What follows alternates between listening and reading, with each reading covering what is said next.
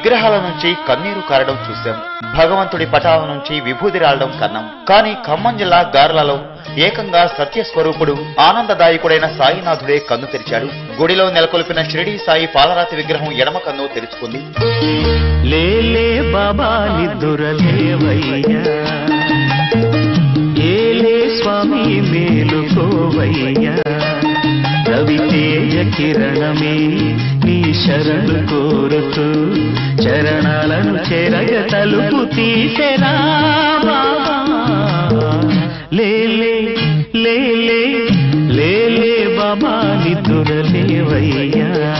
శనివారం రాత్రి హారతి ముగిసే వరకు తెల్ల రంగులో ఉన్న కళ్ళు ఆదివారం ఉదయం ఆలయం తెరిచేసరికి ఎడమ కన్ను భాగం నల్ల రంగులోకి మారింది. దీన్ని గమనించిన పూజారి భక్తులకు విషయం చెప్పాడు. దీంతో అద్భుతాన్ని చూసేందుకు భక్తులు ఎగబడ్డారు. గార్ల నుంచే కాక చుట్టుపక్కల గ్రామాల నుంచి ప్రజలు తండోపతండాలుగా తరలివచ్చి బాబాను దర్శించుకున్నారు.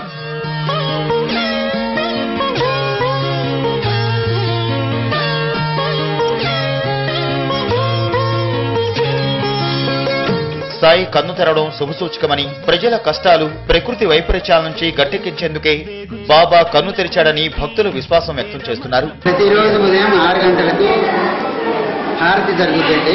మధ్యాహ్నం 12 గంటలకు హారతి, సాయంత్రం హారతి, రేత్రి శేషహారతి జరుగుతుంది. 4 హారతులు షిరిడీలో లెక్క జరుగుతాయి. ఇక్కడ నిన్న సాయంకాలం 8 గంటప్పుడు కూడా ప్రతిరోజులాగానే కళ్ళు బాగానే ఉండేది. 2 కళ్ళు ఒకే తీరుగా ఉంటాయి.